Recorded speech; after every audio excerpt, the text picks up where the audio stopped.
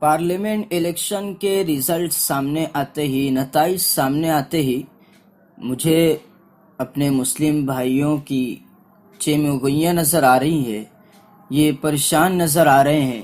مجھے اپنے ان بھائیوں کے چہروں پر پریشانی کی شکن نظر آ رہی ہے۔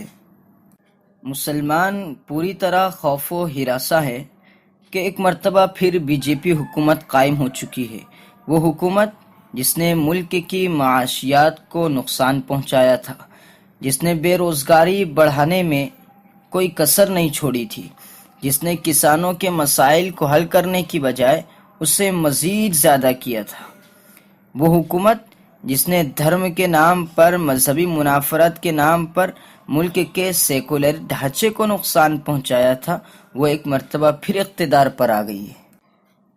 میرے دوستوں، مایوس ہونے کی ضرورت نہیں ہے۔ یہ لوگ ہمیں خوف و ہراس میں ڈالنے کی کوشش کر رہے ہیں، یہ اپنا سیاسی مفاد چاہتے ہیں، یہ اپنے مستقبل کی فکر میں لگے ہیں، اس لیے ہمیں خوف و ہراساں کر رہے ہیں۔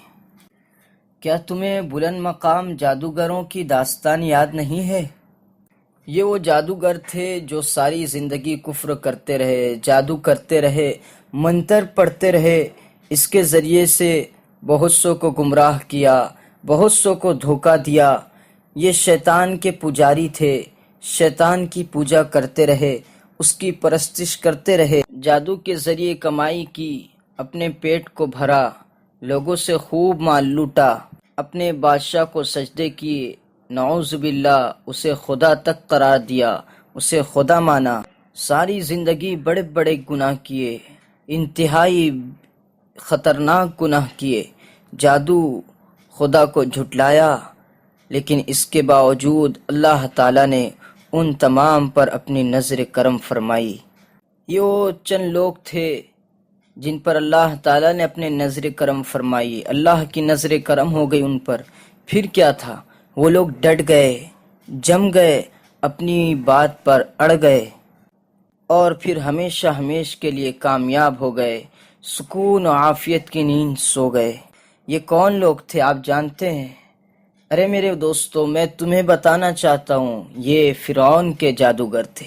ہاں، ساری زندگی کفر، جادو، منتر میں گزار دی، اتنے گناہ کیے کہ ہم ان کی گنتی تک نہیں کر سکتے۔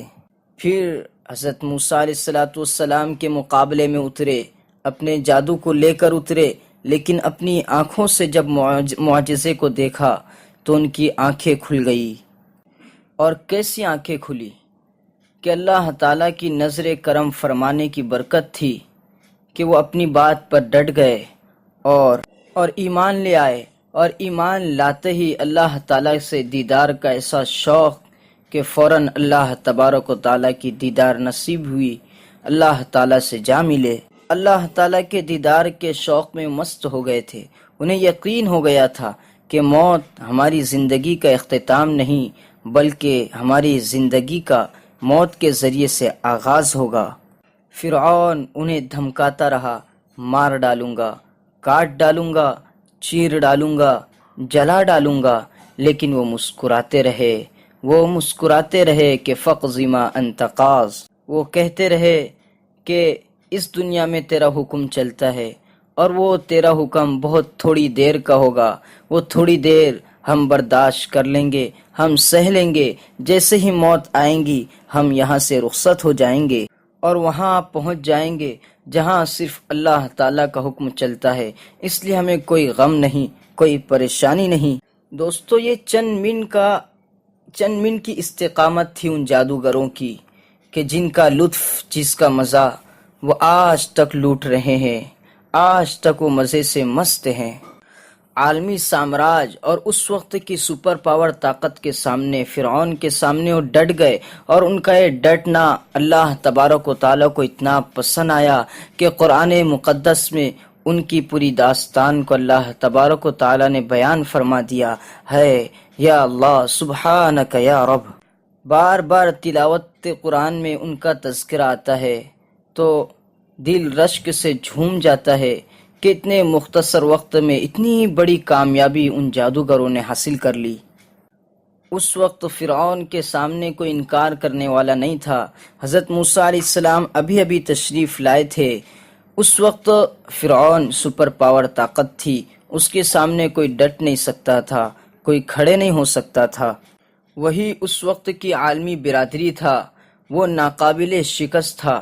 وہ فرعون طاقت و قوت کے اس مقام و مرتبے پر پہنچا ہوا تھا جہاں آج یورپ و برطانیہ اور امریکہ بھی نہیں ہے، لیکن وہ جادوگر اس فرعون کے سامنے ڈٹ گئے اور ثابت کر دیا کہ ایمان جن کے دلوں میں ہوتا ہے، ایمان کی قوت جن کے دلوں میں ہوتی ہے، وہ ہمیشہ کامیاب ہوتے ہیں، اور ایسے کامیاب ہوئے کہ سکون و عافیت کی نیند سو گئے۔ اللہ تعالیٰ سے فوراً ملاقات اور دیدار کا موقع مل گیا، اور قرآن مقدس میں ان کا ذکر ہوا، ان کے کردار کو بیان کیا گیا۔ میرے دوستو، اس وقت جو ہے سراسیمگی کا منظر ہے، لیکن ہمیں پریشان ہونے کی ضرورت نہیں ہے۔ اس لیے بیجا خوف کرنے کی، خوف زدہ ہونے کی اور خوف زدہ ہو کر اپنے آپ کو ہلاکت میں ڈالنے کی ضرورت نہیں ہے، بلکہ صحیح فکر کے ساتھ آئندہ کے لیے لاہی عمل طے کرنے کی ضرورت ہے۔ اپنے حقوق، اپنے دستور اور جمہوری انداز اور سماجی مراتب کے حصول کے لیے جد و جہد کرنے کی ضرورت ہے، کوشش کرنے کی ضرورت ہے۔ اپنی ذمہ داری کو اس ملک میں پورا کرنے کی ضرورت ہے۔ نام نہاد قیادتیں جو ہمیں ہراساں کر رہی ہیں، جو ہمیں گمراہ کرنے کی کوشش کر رہی ہیں، ان کا بیڑا غرق کرنے کی ضرورت ہے۔ مسلمان اتنا کمزور نہیں کہ اسے کوئی بھی توڑ سکے۔ میرے دوستو، باشعور بننے کی ضرورت ہے۔ اگر ہم باشعور بن جائیں گے تو پھر ہمیں کوئی نہیں توڑ سکے گا۔ اس ملک میں فقط فرقہ پرست لوگ نہیں ہیں، بی جے پی جیسے اور مودی جیسے لوگ نہیں ہیں، بلکہ ہمارے ابنائے وطن میں بہت سارے سیکولر لوگ ہیں۔ یہاں کی عام پبلک سیکولر ہے، جو ہمارے ساتھ بہتری چاہتی ہے، جو ہم سے اچھے تعلقات رکھنا چاہتے ہیں۔ تو میرے دوستو، ہمارے ایمانی پاور، ایمان کی روح کے ذریعے، عمدہ اخلاق کے ذریعے اور نبی علیہ السلام کے پیغامات اور کردار کے ذریعے ہم اس ملک کو پہلے بھی ہم نے فتح کیا ہے اور آئندہ بھی کر سکتے ہیں۔